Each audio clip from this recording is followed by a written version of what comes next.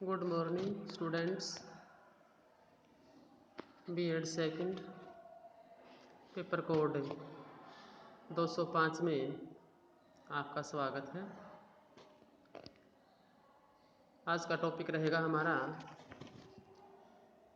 विभिन्न कारकों से प्रभावित सामाजिक निरूपित व्यवस्था के रूप में शिक्षा। यानी जो विभिन्न कारक हैं, जो डिफरेंट फैक्टर्स हैं, वो किस प्रकार से एजुकेशन और समाज को प्रभावित करते हैं। शिक्षा एक सामाजिक प्रक्रिया है और शिक्षा का उद्देश्य बच्चों का सर्वांगीण विकास करना है, जिसके अंदर उस सर्वांगीण विकास के अंदर शारीरिक मानसिक के साथ साथ सामाजिक विकास भी है। उसी प्रकार शिक्षा के उद्देश्य बनते हैं।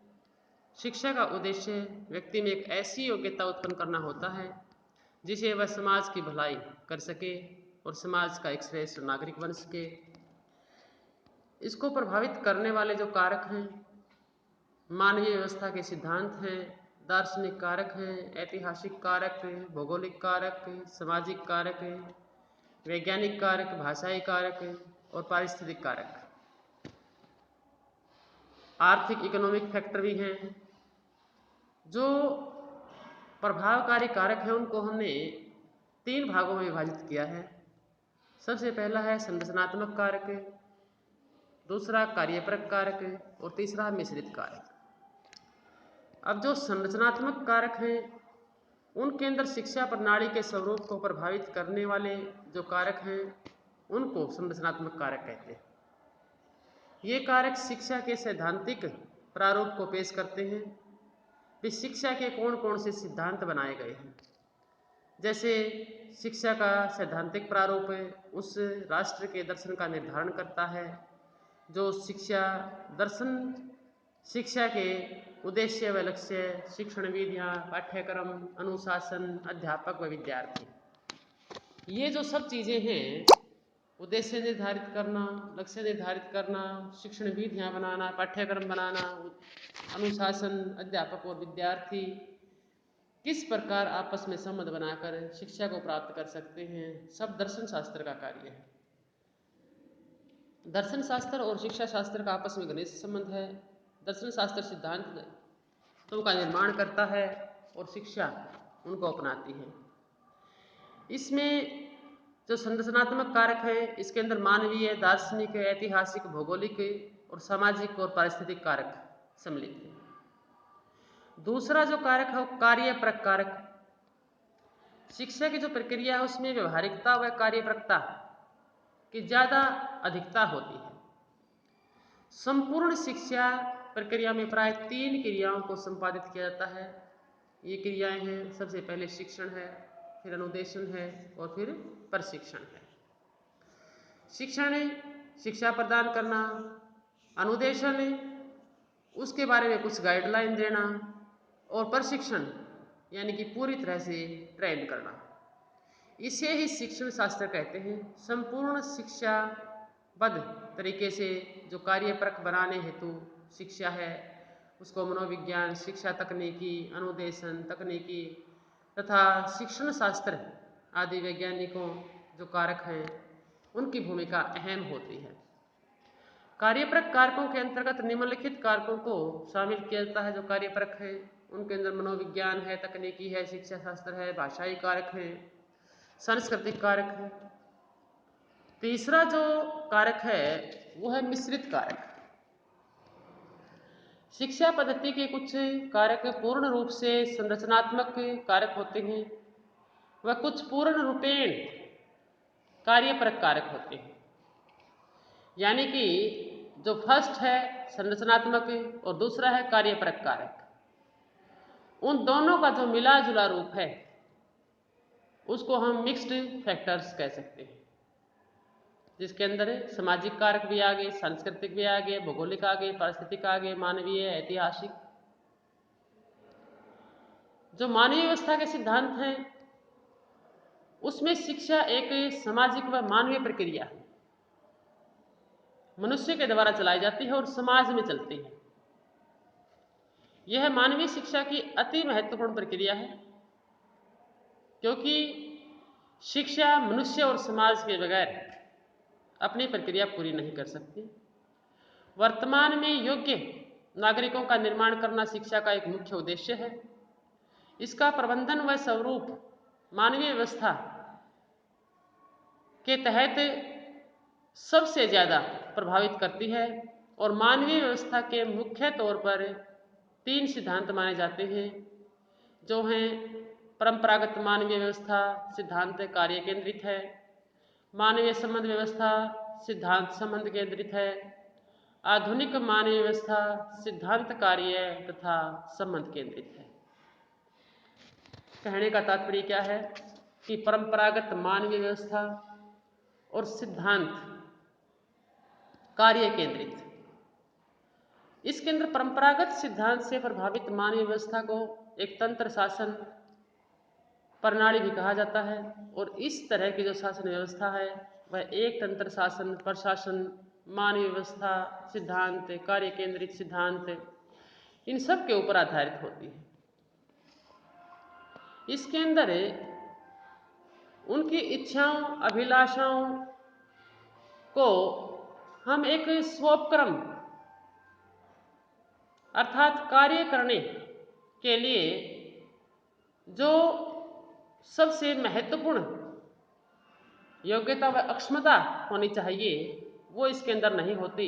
उनकी इच्छाओं अभिलाषाओं तथा जो उनकी अभिव्यक्तियां हैं उसको कोई स्थान नहीं दिया जाता है। इस तरह की शासन व्यवस्था में शिक्षण प्रक्रिया तथा उसकी अभिव्यक्तियों को कोई स्थान नहीं दिया जाता। एक तंत्र शासन प्रणाली में शिक्षण प्रक्रिया के तहत शिक्षक का स्थान प्रधान होता है, जो एक तंत्र शासन प्रणाली है। इसमें शिक्षक ही सर्वोपरि है। शिक्षक जो चाहे बच्चों को शिक्षा प्रदान कर सकता है। एक तंत्र शासन प्रणाली के अंतर्गत शिक्षण को परिभाषित करते हुए मॉरिसन क्या कहते हैं कि शिक्षण वह प्रक्रिया है जिसमें अधिक विकसित व्यक्तित्व कम विकसित व्यक्तित्व को अपने संपर्क में लाकर उसको अग्रिम शिक्षा के द्वारा एक विकसित व्यक्तित्व बनाने का प्रयास करता है। इसे क्लियर हो गई कि एक विकसित व्यक्ति कम विकसित व्यक्ति को शिक्षा प्रदान करता है और शिक्षा के माध्यम से उसको पूर्ण विकसित व्यक्ति बनाता है। दूसरा जो पार्ट है इसका मानवीय संबंध व्यवस्था सिद्धांत संबंध केंद्रित। अब यहाँ पर संबंध केंद्रित, यहाँ ऊपर हमने पढ़ा कि कार्य केंद्रित है। अब कार्य के साथ और समाज के साथ जो मनुष्य समाज में रहता है, समाज में व्यवस्था बनानी पड़ती है, तब शिक्षा के साथ संबंध स्थापित होता है। मानवीय संबंध व्यवस्था सिद्धांत से प्रभावित मानवीय व्यवस्था को लोकतंत्र शासन प्रणाली कहा जाता है। संसार में ज्यादातर देशों की जो व्यवस्था है वो इसी सिद्धांत पर आधारित होती है। इसमें शासन उनके व्यवहारों को विपरीत करता है। इस तरह की शासन व्यवस्था में शिक्षण प्रक्रिया भी इसी तरह की विचारधारा से प्रभावित होती है और लोकतंत्र शासन व्यवस्था में शिक्षण प्रक्रिया के अंतर्गत शिक्षक तथा छात्र दोनों का स्थान प्रमुख होता है। यहाँ जैसे परंपरागत मानवीय व्यवस्था के अंदर शिक्षक प्रधान होता है, वहीं मानवीय संबंध व्यवस्था और संबंध केंद्रित के अंदर अध्यापक और छात्र दोनों के दोनों प्रधान होते हैं, दोनों मुख्य होते हैं। एनएल गेज क्या कहते हैं कि शिक्षण प्रक्रियाओं में पारस्परिक प्रभावों को संबंधित किया जाता है जिसमें दूसरों के व्यवहारिक अक्षमताओं के विकास का लक्ष्य होता है, क्योंकि जो शिक्षा प्रदान करने वाला होता है वो सबसे पहले अपने व्यवहार में परिवर्तन करता है और कम विकसित व्यक्तियों को वह शिक्षा प्रदान करता है और उनके व्यवहारों में परिवर्तन लाने की कोशिश करता है। तीसरा जो सिद्धांत है इसके अंदर आधुनिक मानवीय व्यवस्था सिद्धांत कार्य व संबंध से केंद्रित। सबसे पहला था कार्य परक, दूसरा था संबंध केंद्रित, अब तीसरे के अंदर कार्य परक और संबंध केंद्रित दोनों का मिश्रण है। इसके अंदर आधुनिक जो मानवीय व्यवस्था है उस सिद्धांत से प्रभावित मानवीय व्यवस्था हस्तक्षेप शासन व्यवस्था को भी हम इसको कह सकते हैं। यहाँ पर कोई भी व्यक्ति अपनी मर्जी से संपूर्ण व्यवस्था को बनाए नहीं रख सकता। इस सिद्धांत की मान्यता है कि व्यवस्था के सदस्य अपनी अपनी अभिरुचियों, अभिव्यक्तियों, मूल्यों को लेकर आते हैं और शासन उनके व्यवहारों को अभिप्रेरित तथा प्रोत्साहित करता है। व्यवस्था के जो सदस्य हैं उनमें निर्णय लेने की और कठिनाइयों को हल करने की अपनी अपनी क्षमता होती है। व्यवस्था के सदस्यों को स्वतंत्रता भी प्रदान की जाती है। इस तरह की शासन व्यवस्था आधुनिक व्यवस्था सिद्धांत कार्य संबंध केंद्रित पर आधारित होती है। यहाँ हस्तक्षेप शासन व्यवस्था इसको हम कह सकते हैं। सबसे पहला जैसे एकल शासन व्यवस्था थी जिसमें सिर्फ अध्यापक प्रधान था, दूसरे के अंदर अध्यापक और छात्र दोनों प्रधान हैं। इसके अंदर हम हस्तक्षेप शासन व्यवस्था इसे को कह सकते हैं। इसमें ब्रूवेकर क्या कहते हैं कि शिक्षण में ऐसी परिस्थितियों की व्यवस्था बनाना जिनमें कुछ रिक्त स्थान छोड़ दिए जाते हैं और कठिनाइयां उत्पन्न कर दी जाती हैं ताकि छात्र उन कठिनाइयों पर विजय प्राप्त करने का प्रयास करें और उन रिक्त स्थानों को भरने का प्रयास करें जिससे छात्र इस तरह की जो क्रिया है वो सीखने में सहायक हो सके और अपने योग्यता प्राप्त कर सके। तो ये था आपका यहाँ पर संरचनात्मक जो कारक थे उसके अंदर 3 प्रकार के कारक थे जो मानवीय व्यवस्था के सिद्धांतों को वर्णित करता है। इसके अंदर दूसरा जो सिद्धांत था हमारा शिक्षा को प्रभावित करने वाला वह था दार्शनिक कारक। दार्शनिक कारक अभी मैंने आपको बताया कि जो दर्शन है और शिक्षा है उसका आपस में घनिष्ठ संबंध है। दर्शन शास्त्र के द्वारा शिक्षा के सिद्धांतों का निर्माण किया जाता है और शिक्षा उनके ऊपर चलती है। शिक्षा के ऊपर बार बार प्रयोग किए जाते हैं। जब वह सिद्धांत अगर कामयाब नहीं होता है तो दर्शन शास्त्र और नए सिद्धांतों का निर्माण करता है। इस प्रकार से प्राचीन भारत में वैदिक दर्शन को अपनाया गया। इसी के आधार पर गुरुकुल एक ज्वलंत उदाहरण है। यहाँ पर बौद्ध दर्शन के आधार पर बिहार एवं मठ शिक्षा पद्धति का विकास किया गया। महर्षि दयानंद सरस्वती द्वारा प्रतिपादित जो गुरुकुलों के प्रधान तत्व हैं उनको शामिल करते हुए आधुनिक युग के जो जीवन है उसके अकॉर्डिंग शिक्षा व्यवस्था की गई। इसमें जो वर्तमान शिक्षा पद्धति है उसका अगर हम अंतर्राष्ट्रीय विश्लेषण करके देखें तो भारतीय शिक्षा पद्धति पर पश्चिमी दर्शन शास्त्र का फिलॉसफी का बहुत ज़्यादा प्रभाव पड़ा है। इसका प्रमुख कारण यह है कि लंबे समय तक हम ब्रिटेन के अधीन रहे हैं और अधीनता के कारण उनकी शिक्षा प्रणाली का हमारे ऊपर पूरी तरह से प्रभाव पड़ चुका था जिससे हम आज तक भी छुटकारा नहीं पा सके हैं। तीसरा जो कारक है वो है ऐतिहासिक कारक। हर बात के लिए इतिहास गवाह है कि कितने भी स्थितियां कठिन हो जाएं, कितना भी वर्तमान शिक्षा पद्धति को समझने की कोशिश की जाए, परंतु हम अतीत को छोड़ नहीं सकते हैं क्योंकि जो अतीत है उसको समझना बहुत ही आवश्यक है आज को समझने के लिए। भूत के सामाजिक और राजनीतिक जो परिवर्तन हैं वो किसी भी राष्ट्र की शिक्षा प्रणाली को प्रभावित करते हैं और जो ऐतिहासिक परिस्थितियां चेंज होती हैं उसी प्रकार से शिक्षा भी अपने आप में परिवर्तन लाती है। कभी हमारे देश पर मुस्लिमों का शासन रहा, कभी मुगलों का शासन रहा, कभी ब्रिटिश सरकार का शासन रहा। इस प्रकार से देश की जो ऐतिहासिक परिस्थितियां हैं वो चेंज होती रही और उसी प्रकार से शिक्षा पद्धति भी बदलती रही। जब दूसरा विश्व युद्ध हुआ सभी राष्ट्र अपनी राष्ट्रीय शिक्षा पद्धति के स्वरूप को अपने अपने राष्ट्रीय हितों के अनुरूप, राष्ट्रीय आवश्यकताओं के अनुकूल विकसित कर रहे थे और सभी राष्ट्रों की शिक्षा पद्धति राष्ट्रीय भावना से ओतप्रोत थी। लेकिन द्वितीय विश्व युद्ध के जो दुष्परिणाम हुए, उन दुष्परिणामों से प्राय सभी राष्ट्र बचना चाहते थे, परंतु फलस्वरूप विश्व बंधुता की जो भावना है उसे ओतप्रोत संयुक्त राष्ट्र संघ व यूनेस्को ने जैसे अंतर्राष्ट्रीय संगठनों को स्थापित किया और इन संगठनों के परिणाम स्वरूप विश्व के सभी राष्ट्रों की जो शिक्षा है उन पद्धतियों में अहम परिवर्तन किया गया। तो इस प्रकार हम कह सकते हैं कि शिक्षा के ऊपर ऐतिहासिक फैक्टर्स का बहुत ज़्यादा प्रभाव पड़ता है। भौगोलिक कारक, ज्योग्राफिकल फैक्टर्स,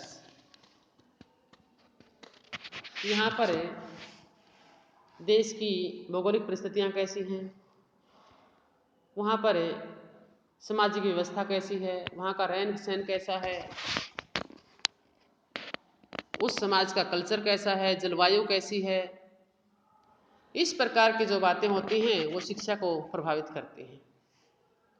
ठंडी जलवायु वाले जो राष्ट्र हैं उनके में रहने वाले जो व्यक्ति हैं उनकी कार्य क्षमता अधिक होती है।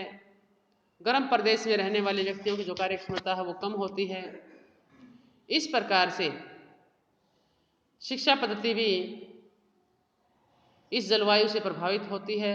जो राष्ट्र कृषि प्रधान होते हैं उन राष्ट्रों की शिक्षा पद्धति कृषि से रिलेटेड ज़्यादा होती है। जो देश उद्योग प्रधान हैं वहाँ पर तकनीकी शिक्षा प्रदान की जाती है।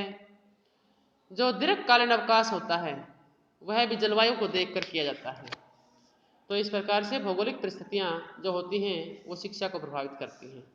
सामाजिक कारक, समाज और शिक्षा का तो आपस में घनिष्ठ संबंध है। समाज के बगैर शिक्षा कंप्लीट नहीं हो सकती, क्योंकि समाज में ही शिक्षा प्रदान करने की व्यवस्था की जाती है। आगे है वैज्ञानिक कारक।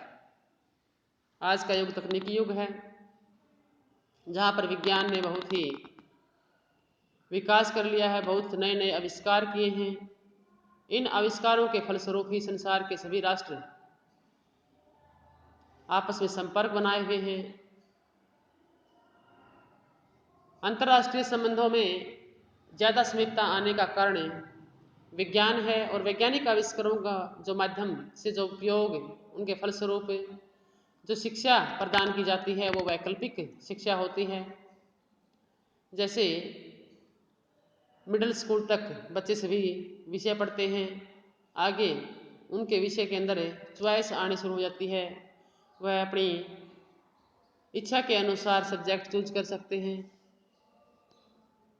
इसी को हम वैज्ञानिक कारक, साइंटिफिक जो फैक्टर्स हैं उनका प्रभाव मानते हैं। भाषाई कारक हैं, इसके अंदर प्रत्येक राष्ट्र की जो शिक्षा पद्धति है उसके अंदर भाषा विशिष्ट होती है कि शिक्षा किस भाषा के अंदर प्रदान की जाती है। कई देशों की जो भाषा होती हैं वो मातृभाषा, अंतर्राष्ट्रीय भाषा और राष्ट्रभाषा एक ही होती है, जिससे बच्चों के ऊपर एक भाषा का बोझ पड़ता है। परंतु हमारा भारत देश में एकता के होते हुए भी विविधताओं का दौर है। इसके अंदर अनेक भाषाएं बोली जाती हैं। यहाँ पर राष्ट्रभाषा हिंदी है तो अंतर्राष्ट्रीय भाषा अंग्रेजी को बनाया गया है। उसके बाद भी क्षेत्रीय जो भाषा हैं उनका व्यक्तियों के ऊपर काफ़ी प्रभाव पड़ता है, जिस कारण से हम किसी एक निश्चित भाषा के अंदर शिक्षा प्रदान नहीं कर सकते हैं। पारिस्थितिक कारक हैं, जो भौगोलिक कारक हैं, परिस्थितियाँ, विज्ञान और कला है, जैसे बहुत नियमों व सिद्धांतों के साथ बंधी हुई है। नियम व सिद्धांत जीवों और उनके वातावरण के संबंध में पारस्परिक जो संबंध स्थापित करते हैं उसमें सहयोग देते हैं। परिस्थितिकी व जैविकीय जो अंतः प्रक्रिया है वह एक ऐसा विज्ञान है जिसके अंदर व्यक्तियों, समूहों, जनसंख्या की अंतः प्रक्रिया का अध्ययन किया जाता है। अर्थात एक समुदाय में रहते हुए व्यक्ति आपस में क्या अंतःक्रिया करते हैं। अंतःक्रिया यानी कि आपस में विचारों का आदान प्रदान, वस्तुओं का आदान प्रदान, अपने कल्चर का आदान प्रदान, रहन सहन, तीज त्योहार, खान पान, सब चीज़ें उस समाज में सबके साथ एक जैसे नियम होते हैं जो समाज में रहते हुए व्यक्ति को निभाने पड़ते हैं। आर्थिक जो कारक है, इकोनॉमिक फैक्टर, शिक्षा के लिए धन का होना अनिवार्य है। आज की जो शिक्षा पद्धति है वो बहुत महंगी होती जा रही है, धन के बगैर उसको पूरा नहीं किया जा सकता। राष्ट्र का जो आर्थिक स्थिति से मजबूत होना जरूरी है। जो राष्ट्र जितना आर्थिक स्थिति में मजबूत होगा उतनी ही अच्छी शिक्षा अपने राष्ट्र के बच्चों को प्रदान कर सकेगा। इसलिए वहाँ के बच्चे प्राथमिक स्तर से ही इस भावना से विकसित हो जाएंगे कि वे संपूर्ण अर्थात सर्वांगीण विकास कर सकते हैं और उनका राज्य की जो संपत्ति है उसके ऊपर संपूर्ण अधिकार है। स्टूडेंट्स, आज के लिए इतना ही। तो ये थे हमारे शिक्षा को प्रभावित करने वाले जो कारक हैं। धन्यवाद।